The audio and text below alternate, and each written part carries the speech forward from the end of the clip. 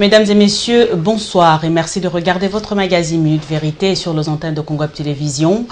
Et aujourd'hui, dans ce magazine, Maître Nico Maingele, secrétaire général du MLP, nous revient sur ce plateau pour essayer de nous éclairer sur quelques sujets d'actualité. Bonjour ou bonsoir, Maître Nico Maingele. Bonjour Madame Dora, bonjour à tous les téléspectateurs de Congo Web. Merci de revenir encore de nouveau sur le plateau de Minute Vérité. Voilà, nous allons tout justement commencer. Le mouvement lumumbiste progressiste, Maître Maingele, fait partie de la plateforme Ensemble pour le changement qui soutient la candidature de Moïse Katumbi. Est-ce qu'aujourd'hui, vous pourriez nous dire, les MLP se retrouvent-ils au sein de ce regroupement politique en termes d'intérêt, de vision ou des objectifs visés? Merci beaucoup Madame. Comme vous le savez fort bien du reste, le MLP est bel et bien membre à part entière de l'Ensemble pour les changements, la méga plateforme qui soutient la candidature du président Moïse Katumbi Tchapwe. En tant que MLP, nous sommes signataires de l'acte constitutif d'ensemble à partir de Djobour, mais en tant qu'ensemble, il nous a été confié les postes de coordonnateur régional ville-province de Kinshasa. Poste qu'allait occuper l'honorable Franck Diongo, ville empêchement politique, tout en étant en prison. Il m'a fait honneur de les représenter partout où il devait siéger comme coordonnateur régional. Donc je suis secrétaire général du MLP, faisant fonction du coordonnateur régional ensemble ville-province de Kinshasa. C'est à ce titre que j'ai été désigné comme président de la commission mobilisation en rapport avec les meetings que nous venions de tenir à la place Sainte-Thérèse, un grand meeting, une grande réussite pour l'honorable Franck Diongo qui a eu à mobiliser plus que tous les partis politiques, mais aussi la grande réussite pour le président Katumbi qui vient d'être accepté par l'ensemble de la population congolaise, puisque ici, c'est l'échantillon national. Lorsque vous mobilisez 100 millions de gens, 200 millions de gens, toutes les provinces confondues, aux Alamungala, Mukongo, Moussoaili, Beto na Beto.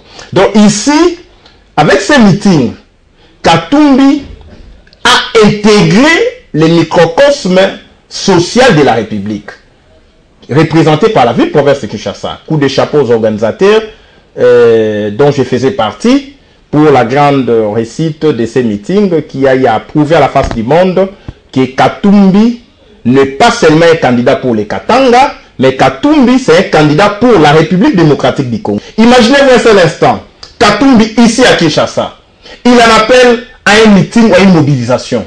Mais ça sera plus que ce que nous avons vécu là. Une voix suivie à partir de l'étranger au point de mobiliser autant de milliers de gens, ça pose un sérieux problème dans le chef de la minorité au pouvoir et l'argent débauché politique qui ne mobilise que moyennant mon patas, moyennant l'argent. Donc vous voulez dire que le MLP joue un grand rôle au sein de ce regroupement politique? C'est tout à fait exact. Parce que la ville de Kinshasa, c'est les MLP dans le cadre de la plateforme Ensemble pour les changements. Franck Diongo, gouverneur de Katumbi, dans le cadre d'Ensemble, il avait la responsabilité au travers de son fils politique que je suis, de mobiliser plus que tout le monde. Et vous avez les images, nous avons commencé notre marche à partir de l'entrée Kimbuta jusqu'à la place Sainte-Thérèse. Et lorsque vous projetez en termes de kilomètres, vous avez rien que le MLP, des kilomètres remplis de gens, et cette entrée boulevard Kimbuta avait refoulé du monde. Nous avons paralysé la situation, il n'y avait plus de transport en commun, il y avait quoi que ce soit. S'il y avait que les gens du MLP qui avaient envahi cette grande artère jusqu'à la place Sainte-Thérèse. Et c'était une réussite totale, un coup de chapeau pour tous les mobilisateurs du parti, ainsi que le président Franck Diongo qui a donné des instructions à partir de la CPI Kinshasa, c'est-à-dire la prison centrale de Makala, et il a été très satisfait d'avoir la réussite de ces meetings.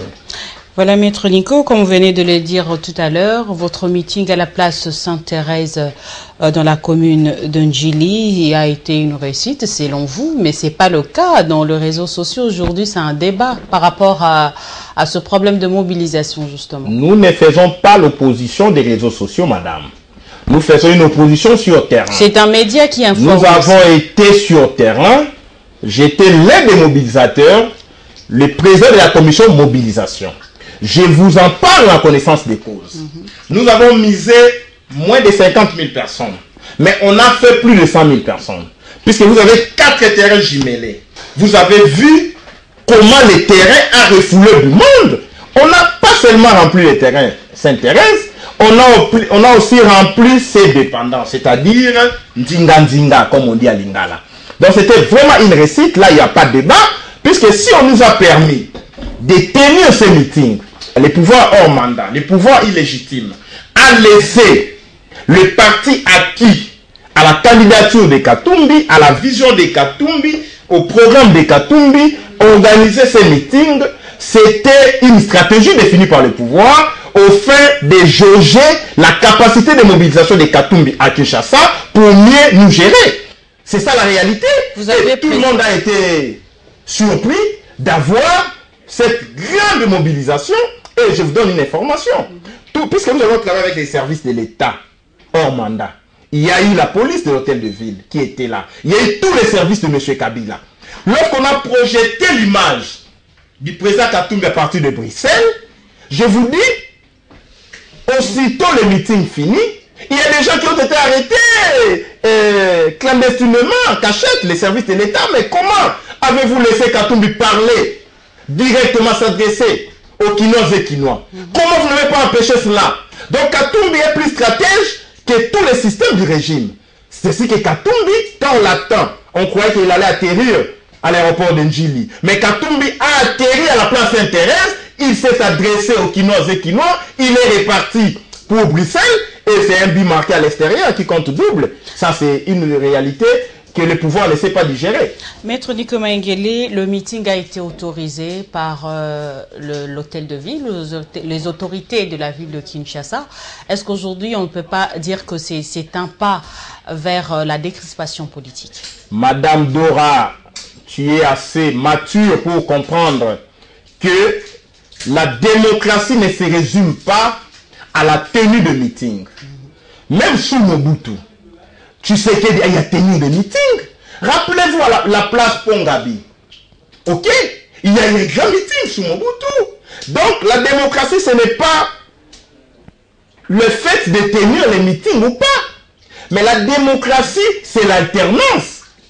Si Kabila nous laisse tenir nos meetings aujourd'hui, mais le problème, ce n'est pas celui-là. Le problème, c'est que le pouvoir qui nous laisse tenir les meetings, c'est un pouvoir hors mandat. C'est un pouvoir qui n'a plus de légitimité. C'est un pouvoir qui se contente de flatterie, les gens qui l'entourent. Et aujourd'hui, madame, si on avait les élections en 2016, on n'allait pas tenir ces meetings. Parce que lorsqu'on doit tenir les meetings, on réclame quoi?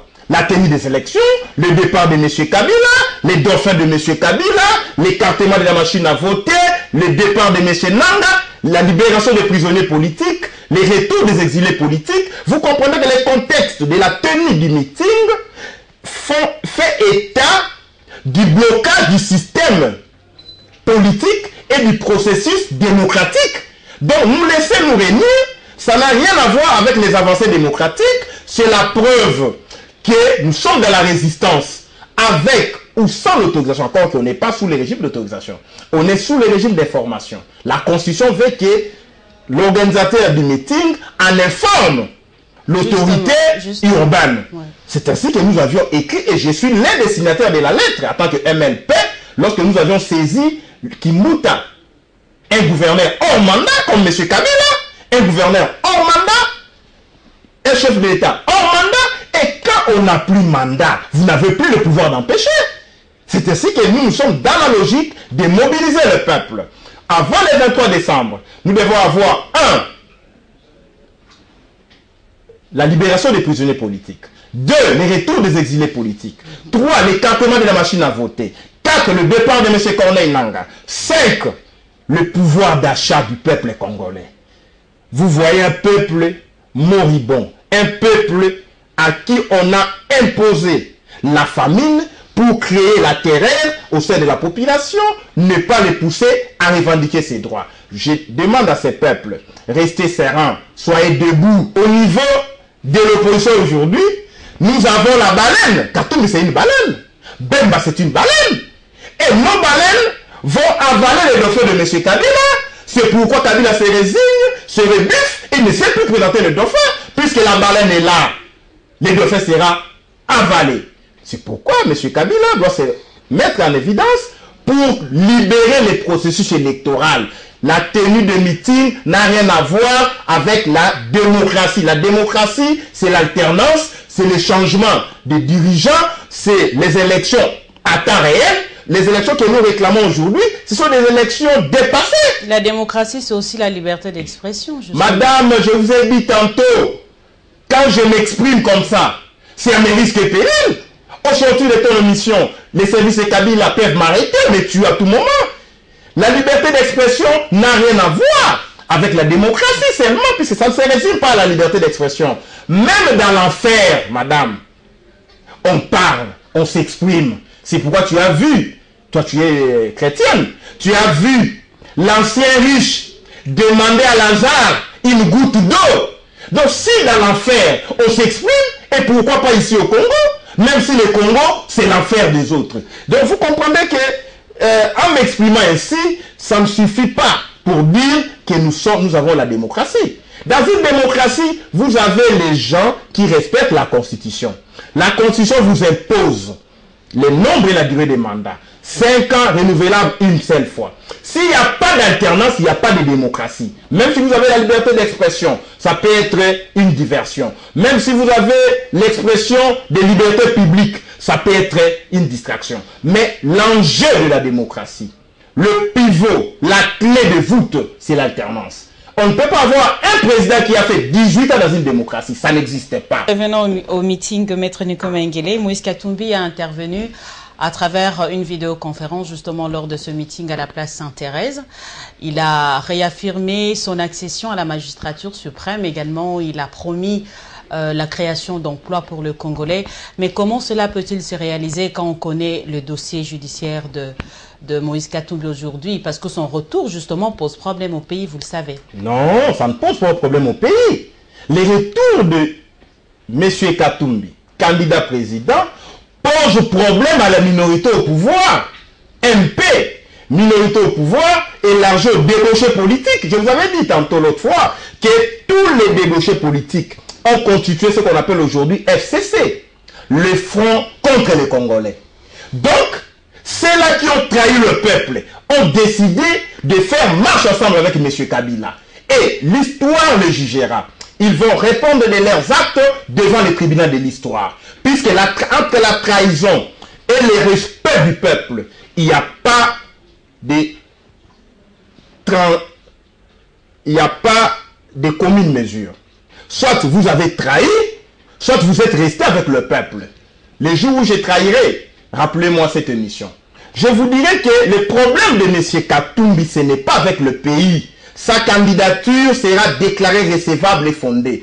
Vous savez, quand un groupe de gens confisque et la nationalité à certaines personnes, et le pouvoir, et les droits d'être libre comme Franck Diongo, à qui on prive la liberté gratuitement, vous privez au peuple la nourriture, l'électricité, l'eau potable, la gratuité de l'enseignement. L'unique chose qui reste à ce peuple, c'est la résistance. Nous devons résister démocratiquement face à un danger. Le pouvoir de M. Kabila aujourd'hui, c'est un danger public. C'est un danger contre le peuple. C'est pourquoi, si la CENI ne déclare pas recevable la candidature de Katumbi, tout comme la candidature de Moïse, de Félix, tout comme la candidature de tout autre Congolais qui remplit les critères exigés par la loi, c'est le peuple qui va résoudre ces problèmes.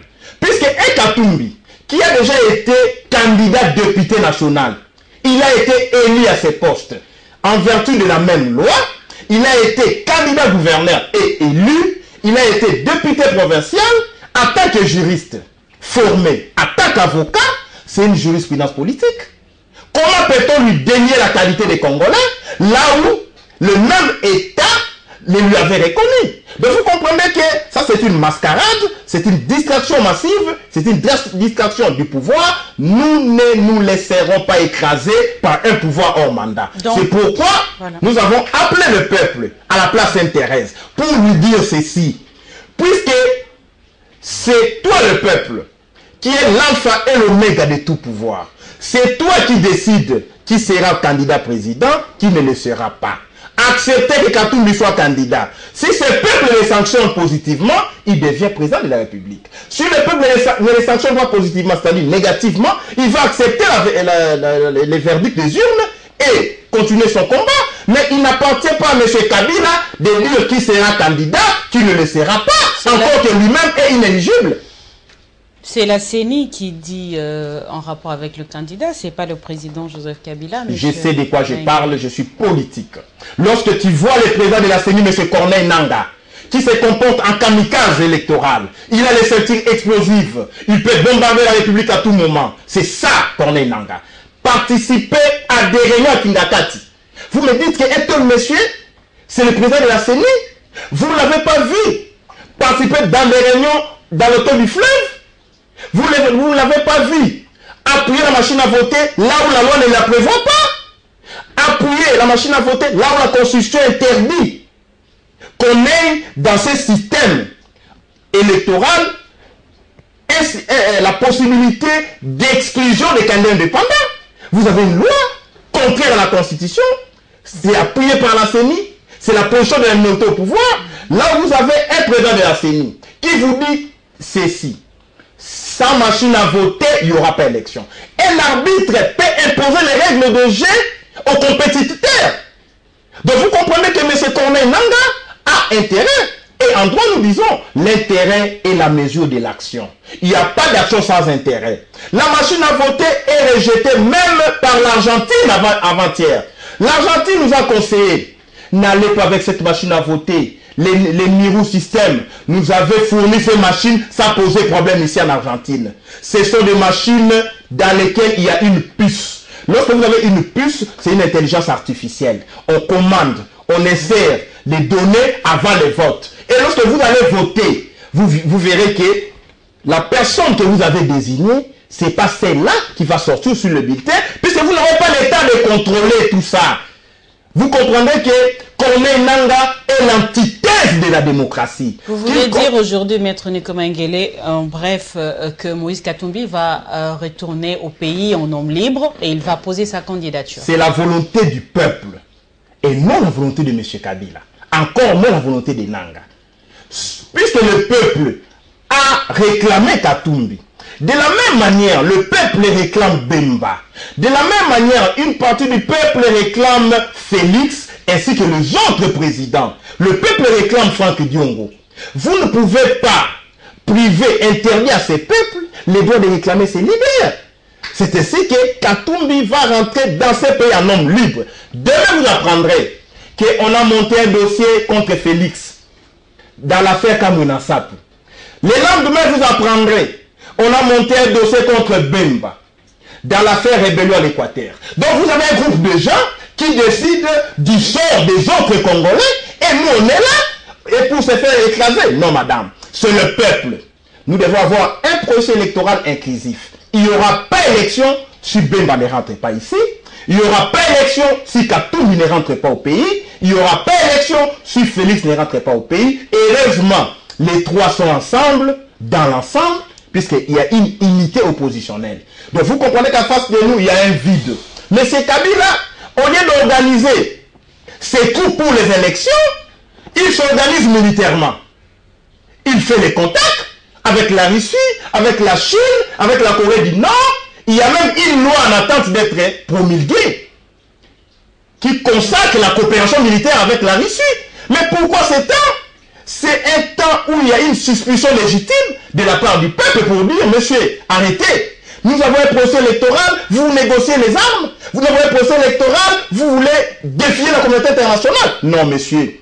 L'ère de défier le peuple est dépassée. On peut tromper un peuple une partie du temps. On peut tromper un peuple tous les temps ou une partie du temps, mais on ne peut pas tromper tous les peuples tous les temps. Vous avez compris? Donc, on nous avait trompé en 2006, 2011. Une partie du peuple avait cru, mais aujourd'hui, personne ne peut tromper tout le peuple tous les temps. Nous avons pris conscience de notre destin. Nous allons les défendre devant Kabila contre Evans et Marais. Cette république nous appartient. Mobutu a essayé, il est parti. Je ne vois pas Kabila réussir là où Mobutu a échoué. En tout cas, je ne les vois pas. Maître Nico Maïngele, la Cour pénale internationale a rendu déjà son verdict sur le dossier Bemba qui a été acquitté justement en liberté provisoire. Tout Kinshasa, les militants du MLC ont salué cette décision.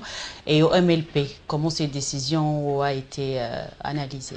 Nous avons salué la décision d'acquittement de l'un des dignes fils de ce pays, à la personne du sénateur Jean-Pierre Bemba. Le président Franck Diongo a salué cette décision à partir de la prison. Le MLP, nous l'avons salué à partir de Kinshasa, à partir de notre siège. Mais ce que l'opinion devra retenir est que la libération de Bemba, après avoir été arrêté 10 ans durant, c'est un cas d'école. C'est que, là, des termes est clair. Puisque Bemba est libéré, on veut augmenter la pression contre les régimes, c'est les premiers messages, puisque les régimes s'entêtent. La communauté internationale, tout le monde s'est dit, non, non, ce monsieur doit être libéré, puisque Katumbi, on ne veut pas que Katumbi rentre. Peut-être on va empêcher aussi Félix. Bon, on libère Bemba, puisque tout le monde est ensemble. Deuxième élément, quand on libère un prisonnier qui a été arrêté 10 ans durant, et là, ce n'est pas seulement la libération, c'est l'acquittement. L'acquittement, ça veut dire l'innocence. On l'a innocenté. Et Bemba a la prétention, a le droit de postuler des dommages et intérêts pour avoir été arrêté 10 ans durant sans avoir commis un fait infractionnel. Puisque quand on l'a acquitté, on l'a innocenté, on l'a renvoyé de toute poursuite, on ne peut plus le poursuivre. Mais s'il est resté à l'AE jusqu'au moment où nous tournons cette émission, simplement parce qu'il y avait une affaire secondaire. Une affaire portée sur la subornation de témoins. L'affaire principale, c'était les crimes de guerre, les crimes contre l'humanité, les viols, tout ça. Et le pillage au niveau de la République centrafricaine. Mais l'affaire accessoire, secondaire, c'était la subornation des témoins. Cette subornation des témoins, des termes clairs, la corruption des témoins. Voilà. Si on corrompt les témoins, c'est pour que les témoignages issus des actes de subornation soient servis, exploités dans l'action principale. Les crimes de guerre, les crimes contre l'humanité. Donc, s'il y a une subornation, c'est pour obtenir la disculpation, c'est-à-dire l'innocence de Bemba. Mais puisque dans l'affaire principale, il est acquitté, l'affaire subsidiaire tombe. C'est ainsi qu'il y a un principe juridique qui veut que l'accessoire suive le principal. Puisqu'au niveau du principal, il est innocenté, je ne vois pas comment la CPI peut les condamner au niveau de l'accessoire. C'est ainsi que, puisqu'il a fait 10 ans, même par absurde, même dans l'hypothèse où les faux deviennent vrais, Bemba sera toujours libéré, même dans l'hypothèse où on le condamnait à 1 an, à 2 ans, à 3 ans, pour avoir fait 10 ans. Donc nous sommes dans une phase de la libération provisoire à la libération définitive. Donc rien ne peut empêcher ce processus. C'est ainsi que, en lui accordant la liberté provisoire, les juges qui statuent sur la subornation des témoins n'ont qu'une seule alternative, vider la saisine, c'est-à-dire rendre un jugement définitif. Mais ce jugement peut être influé par l'action première, contrairement au communiqué du bureau du procureur de la CPI. Donc l'acquittement de Bemba dans l'action principale doit influer sur l'action subsidiaire dès lors que l'action subsidiaire, l'action accessoire, a été liée à la corruption des témoins pour l'action principale. Ça, c'est du droit pur. Donc je vois un Bemba rentrer en homme libre après le 4 juillet. Donc, peu importe l'hypothèse, il va être libéré et revenir au pays. Et cette mise en liberté, bien que provisoire, Maître Nikoma Nguele, aujourd'hui, quelles conséquences pourraient subvenir en RDC aujourd'hui? Donc, sur le plan de la politique interne, d'abord, sur le plan du droit interne, Bemba a été condamné pour des faits qui auraient été commis en Centrafrique, et au degré d'appel, on l'en a acquitté. Mais sur le plan interne, même au niveau de la Centrafrique, la justice centrafricaine ne peut plus poursuivre Bemba pour les mêmes faits. Il y a un principe de droit qui s'applique à la matière. Non bis in idem. Personne ne peut être jugé 2 fois pour les mêmes faits. Au Congo, on ne peut pas aujourd'hui lancer de moindres enquêtes sur le prétendu crime qui aurait été commis pendant que Bemba avait fait la rébellion. Donc, tous les temps, la justice congolaise a estimé que Bemba n'était pas redevable vis-à-vis de l'État congolais en termes procéduraux, en termes pénals. Si on boutique un procès aujourd'hui contre Bemba, c'est pendant un temps suspect. C'est la suspicion légitime pour dire le pouvoir ne veut pas du retour de Bemba, c'est pourquoi on veut lui créer des ennuis judiciaires comme on l'a fait avec Katumbi. Donc, le pouvoir doit laisser Bemba rentrer au pays en homme libre sans être intimidé par le procureur général de la République. Encore que, vous avez vu, nous sommes dans une république où le chef de l'État peut nommer une personne 2 fois. Vous avez un certain Emmanuel qui a été nommé comme procureur général près la Cour constitutionnelle, et la même personne a également été nommé avocat général près la Cour constitutionnelle. Un avocat général, c'est un magistrat du parquet, c'est un ministère public. Un procureur général, c'est un ministère public, le chef de l'action publique. Vous comprendrez qu'on nomme une personne 2 fois simplement parce que Kabila veut avoir tout l'appareil judiciaire dans sa poche. La précipitation, la nuisance. Il veut avoir tous les magistrats qui feront preuve d'une docilité absolue et aveugle. Alors que, lorsque la République sera récréée avec le Nikoma Nguele, nous allons imposer ce qu'on appelle le devoir d'ingratitude. Lorsque tu es nommé magistrat, tu n'es pas redevable vis-à-vis de la personne qui t'a nommé. Mais aujourd'hui, la réforme de la justice s'est faite pendant un temps suspect. Pendant que le président est illégitime, le Parlement est illégitime, le gouvernement est illégitime, les cours et tribunaux, n'en parlons même pas. On attend les élections. Non, madame, il prépare les terrains. Il veut faire le passage en force. Savez-vous ce qui représente la Cour constitutionnelle dans le processus électoral? C'est le juge du chef de l'État sur le plan pénal, c'est le juge du Premier ministre, c'est le juge du contentieux électoral pour l'élection du président de la République. Savez-vous ce que représente la Cour de cassation? La Cour de cassation, c'est la sommité de l'action judiciaire, du système judiciaire. Les cours et tribunaux militaires, civils et militaires relèvent de la Cour de cassation. C'est le dieu de toutes les juridictions militaires et civiles. Savez-vous ce que représente le Conseil d'État? Le Conseil d'État, c'est le patron de la justice administrative. Toutes les juridictions de l'ordre administratif relèvent du Conseil d'État. Quand le peuple te dira non, même ces magistrats vont fuir. Donc vous comprendrez que ce que Kabila a fait, il prépare un passage en force. Il va déposer sa candidature, la CENI va la rejeter, et c'est la Cour constitutionnelle va trancher. Et là, il a déjà ses hommes. Et vous voyez, la tricherie, on vous dit, dans l'acte de nomination de certains magistrats, les proches du chef de l'État, on vous dit, c'est au regard du tirage au sort qui avait eu lieu en telle date. C'est de la blague. Il n'y a jamais un tirage au sort. Maintenant, Vounoy, qui était l'un des juges au niveau de la Cour constitutionnelle, vient d'être nommé premier président du Conseil d'État. Il y a une vacance. Le pouvoir va nommer une personne qui est malléable.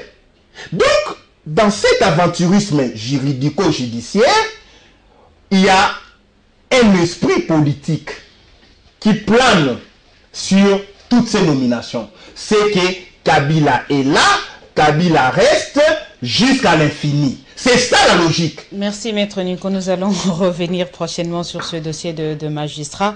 Notre toute dernière question, les élections déjà se peaufinent à l'horizon, c'est désormais une réalité. La date du 23 juin a été fixée pour le dépôt des candidatures pour les élections provinciales. Est-ce que le MLP se prépare déjà à affronter ces échéances électorales? Nous avons toujours été prêts pour aller aux élections, mais pas n'importe comment, madame. En 2015, pour preuve, nous avons déposé 44 candidats députés provinciaux sur 48. Et le pouvoir prédateur nous a rançonné notre caution.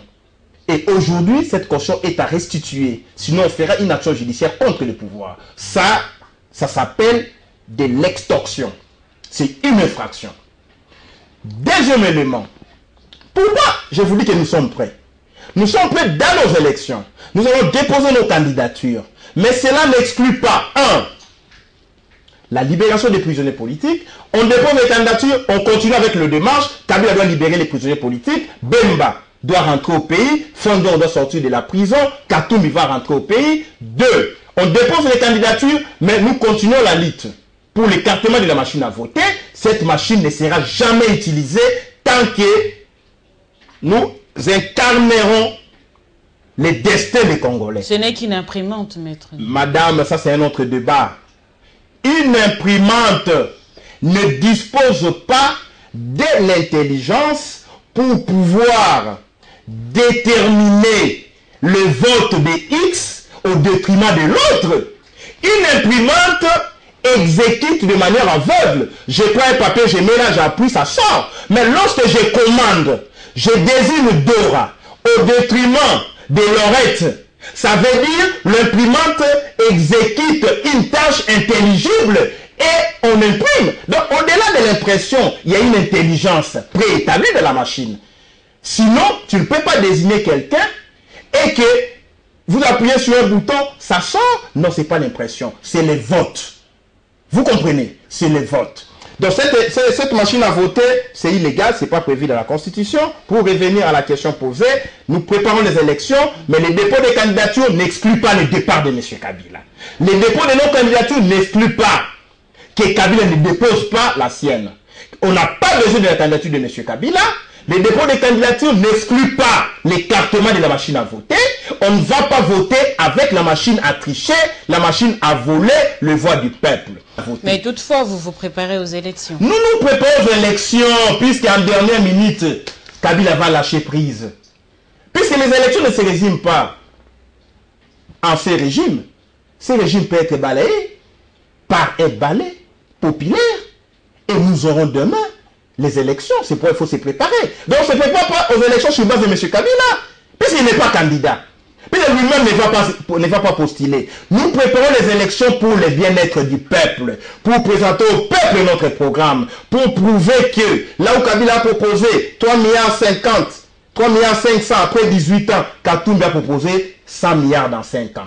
Et dans 15 ans, si on fait 3 mandats, c'est-à-dire Katumbi fait un mandat renouvelable une seule fois, Franck Dion arrive comme président de la République, 5 ans, ça fait 15 ans. Et dans 15 ans, nous pourrons proposer 300 milliards. Là où Kabila nous a laissé avec 3 milliards 5. Donc vous comprenez que nous réclamons les élections pour le bien-être du peuple. Ce n'est pas seulement pour le départ de Kabila. Le départ de Kabila est réglé par la Constitution. Ce n'est plus une question d'actualité. Puisque aujourd'hui, lorsque vous regardez les Congolais, parce qu'il passe les qui, et chaque jour, nous avons des rides qui s'ajoutent sur notre visage à cause de M. Kabila. Merci, Maître Nico Maingele. Je rappelle que vous êtes le secrétaire général du mouvement Lumumbiste progressiste, un mouvement chapeauté, un parti politique plutôt chapeauté par Franck Diongo. Merci d'avoir accepté notre invitation sur Minute Vérité. J'espère que ce ne serait pas la dernière fois. Merci, madame. Je crois que, en tant que Franck Diongo Junior, nous venons de présenter nos condoléances au président Ewanga, qui a perdu sa fille de 41 ans. Les caractères humanistes de Franck Diongo m'avaient poussé de les représenter. Là où M. Kabila nous a privé tout. Mais il ne nous reste que cet humanisme-là. Raison pour laquelle je tiens à présenter une fois encore, par voie de votre émission, Merci. les condoléances les plus attristées à la famille Ewanga. Voilà, au nom de Franck Diongo. Ok. Merci. J'espère que le message est passé. Merci à vous de nous avoir suivis sur Congo Web Télévision. Retrouvez-nous chaque jeudi à partir de 22h et chaque mardi à partir de 13h15. À très bientôt.